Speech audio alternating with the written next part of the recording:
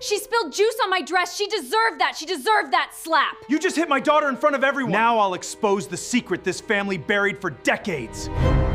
The sound of Patricia's hand striking my 6-year-old daughter's face silenced a ballroom filled with politicians. But the worst sound came 1 second later, when my wife shouted, "Hello, my name is Daniel Mercer." Until that Christmas night, I believed silence could keep a family together. I was wrong. Silence only gave the cruelest person in the room permission to keep hurting everyone else. My mother-in-law, Patricia Vale, was the kind of woman whose name opened doors before she reached them. She chaired charities, funded campaigns, and posed for photographs beside governors and state senators. Newspapers called her a generous civic leader. People who knew her privately called her Mrs. Vale. Even in her own home, my wife, Rebecca, had spent her entire life trying to earn Patricia's approval. When we first met, I mistook Rebecca's nervousness around her mother for respect. Later, I recognized it as fear. Our daughter Lily was 6 that winter. She loved snow globes, strawberry pancakes, and drawing purple houses with too many windows. She was gentle and a little shy. Patricia complained that I was raising her to be soft. The Christmas gala was held at the Vale estate outside Richmond, Virginia. The house looked like a private hotel, white columns, stone lions, and hundreds of lights wrapped around every tree. Inside, a string quartet played beside a 20-foot Christmas tree. Judges, police officials, and television reporters circulated beneath crystal chandeliers. Before we entered the ballroom, I knelt and straightened Lily's red velvet dress. "Stay close to Daddy if you feel nervous," I told her. She nodded. "Is Grandma in a good mood?" That question should have warned me. For the first hour, Patricia performed kindness perfectly. She kissed Lily's forehead for the cameras and introduced her as my little legacy. Then, as soon as the photographer moved away, she wiped the spot where Lily had kissed her cheek. I saw it. Rebecca saw me see it. "Please," Rebecca whispered. "Not tonight." That had become her favorite sentence. Not tonight. Not in public. Not before Mother's birthday. Not during an election year. There was always a reason to stay silent. Shortly before dinner, Lily reached for a glass of cranberry juice from a waiter's tray. Someone stepped backward into her, and the glass slipped. Red juice splashed across the white carpet and touched the edge of Patricia's silver gown. Lily froze. "I'm sorry, Grandma," she said. "Someone bumped me." Patricia looked down at the stain. Her pleasant public smile disappeared. "You careless little brat." She grabbed Lily's wrist. I started toward them, but the crowd between us slowed me. Then Patricia raised her hand and slapped Lily across the face. The music stopped. Lily stumbled against a table. She did not cry at first. She only stared at Patricia in disbelief. One small hand pressed against her cheek. I pushed through the guests and lifted her into my arms. "Don't ever touch my child again," I said. Patricia glanced around at the watching senators. Somehow, she looked offended. She ruined an antique carpet and lied about it. A child must learn consequences. I turned to Rebecca, expecting her to stand beside us. Instead, she was pale and furious at Lily. "Why can't you behave for one evening?" she screamed. "You embarrassed Grandma. You deserved what happened." Lily began to shake in my arms. Something inside me became perfectly clear. I had spent years hoping Rebecca would finally protect our daughter from the woman who had never protected her. That moment was never coming. I took Lily's coat from the closet, wrapped it around her, and carried her outside. Snow was falling heavily. I heard Patricia behind me, telling security to close the gate. Fortunately, my car was parked near the staff entrance. I buckled Lily into her seat, locked the doors, and photographed the red handprint forming on her cheek. Then I recorded Lily calmly describing what had happened without suggesting any answers. "Grandma hit me," she whispered. "Mom said it was okay." Those 8 words broke my heart. I drove to an emergency clinic 20 miles away. The physician documented the bruise and contacted Child Protective Services as the law required. I gave the social worker the names of several witnesses and asked for a safe place to stay. At 11:43 that night, my phone exploded with alerts. Patricia had reported Lily kidnapped. According to her statement, I had become violent at the gala, threatened Rebecca, seized Lily, and fled while intoxicated. None of it was true. But Patricia had spent decades building friendships with people who controlled what the public believed. Before midnight, a local television station showed my photograph beneath the words "KChildabductio." A police spokesperson called me potentially unstable. Patricia appeared on camera wearing the same stained silver dress, tearfully begging me to return her beloved granddaughter. She had transformed herself from attacker to victim in less than 3 hours. I called an attorney named Maya Chen, whom a clinic social worker recommended. Maya answered on the second ring. "Do not go home," she said after hearing the facts. "Do not speak to reporters. Send me every photograph, medical record, and recording. Then tell me exactly who saw the slap." I listed more than 30 people. Maya grew quiet. "And how many of them depend on Patricia?" "Almost all of them." Police officers arrived at the clinic before dawn. I kept my hands visible and followed every instruction. Maya joined us by video and explained that I was Lily's legal father, that no custody order restricted me, and that we had reported suspected abuse before Patricia filed her accusation. The officers did not arrest me, but they placed Lily temporarily with an emergency foster family while a judge reviewed the case. Watching a social worker lead my frightened child away was the hardest moment of my life. "Daddy, you promised I'd be safe," she cried. "I am fighting for you," I said. The next afternoon, Judge Warren Pell held an emergency hearing. His family had attended Patricia's galas for years. Maya requested his recusal. He refused. Rebecca sat beside Patricia and claimed I had been controlling and unpredictable for months. She said Lily was confused and had invented the slap because I coached her. I could barely recognize the woman speaking. When our eyes met, Rebecca looked away. Judge Pell ordered Lily returned to Rebecca under Patricia's supervision while the investigation continued. Maya immediately appealed. Until then, Lily remained with the foster family. Patricia had tried to take my daughter, but her own false kidnapping report had accidentally placed Lily beyond her reach for a few precious days. We used every hour. The gala's official security video had mysteriously disappeared. The event photographer said his memory cards had been corrupted. Guests who had watched Patricia strike Lily suddenly remembered looking in another direction. Then an anonymous envelope arrived at Maya's office. Inside was a flash drive containing a 16-second cell phone video.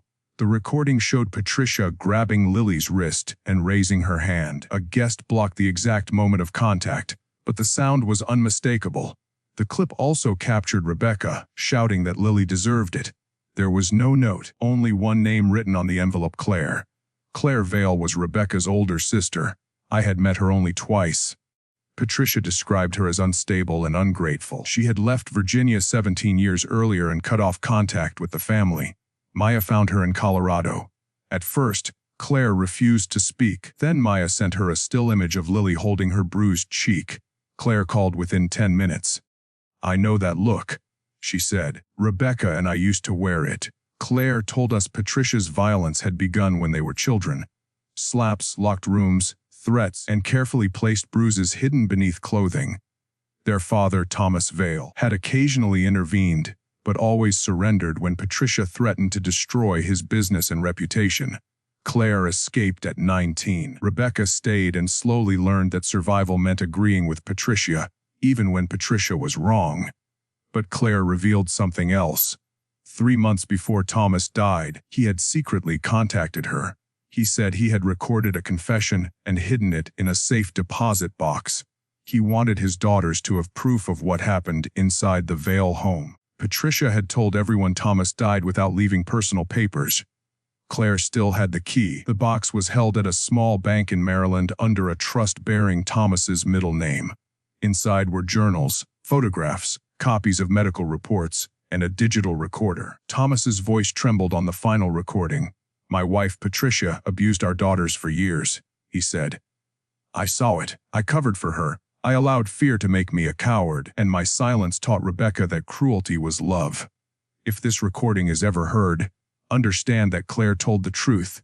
And if Patricia hurts another child, stop her before that child learns the same lesson." He also named 2 doctors who had falsified explanations for injuries and described donations made shortly before investigations disappeared. The case was no longer only about one slap. It was evidence of a system Patricia had built to hide violence for decades. Maya filed the recording journals, medical documentation, and Claire's sworn affidavit with the appellate court. She also proved that Judge Pell had attended private political retreats paid for by a foundation Patricia controlled. The appellate court removed him from the case and issued an emergency protection order, keeping Lily away from both Patricia and Rebecca until a full hearing. Patricia responded with war. Her publicist released a statement calling Claire an estranged addict seeking money. Anonymous accounts accused me of fabricating evidence. A retired police captain appeared on television and claimed fathers commonly invented abuse during custody disputes. Then someone broke into my apartment.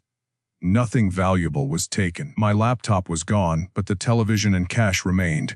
Fortunately, Maya had stored copies of every file in multiple secure locations. The intruder left one thing on Lily's pillow, a silver Christmas ornament from Patricia's gala. I handed it to federal investigators.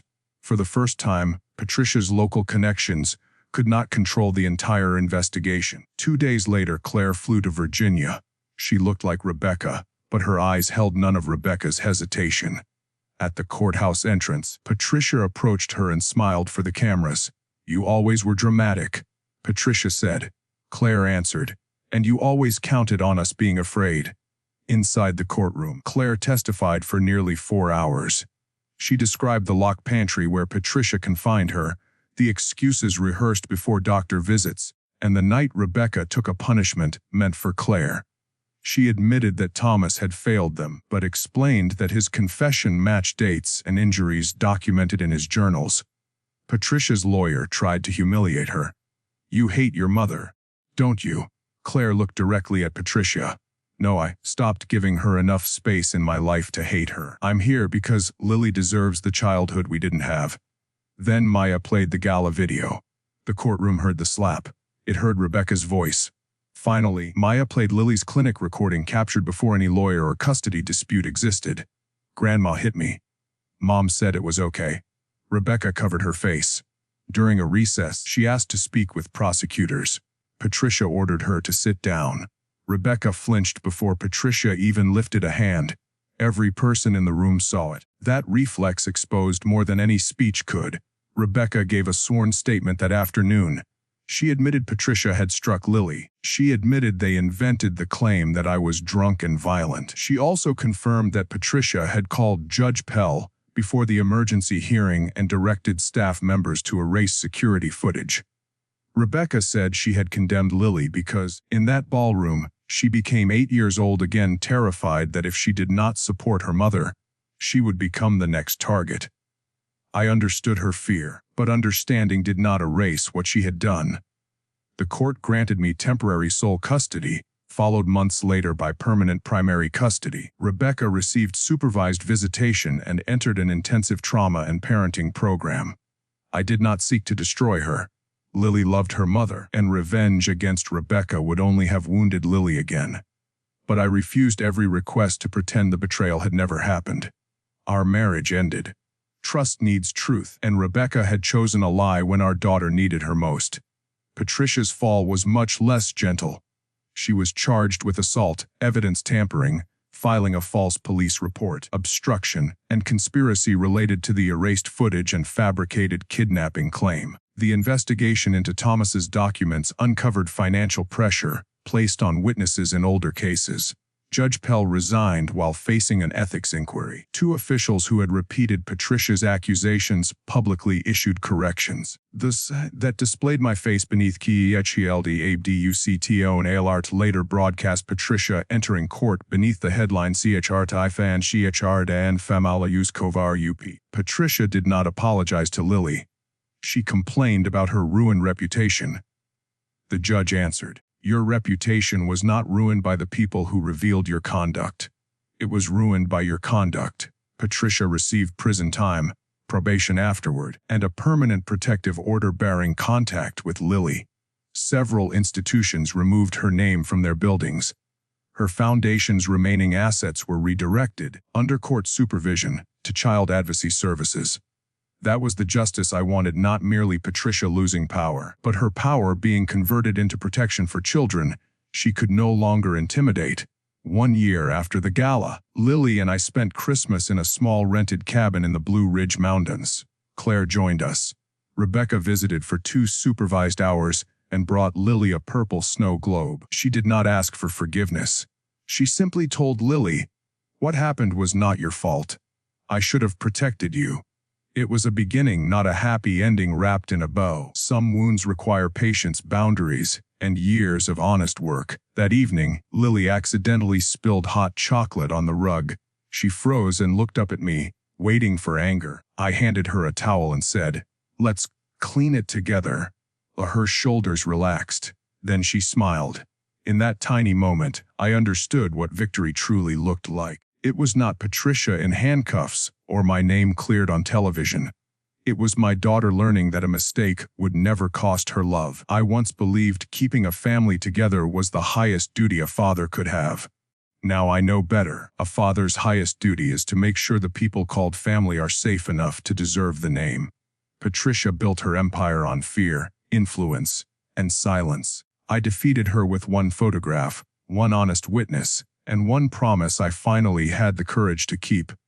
My daughter would never have to earn the right to feel safe again. And that was the Christmas gift no one in that glittering ballroom could ever take away from her.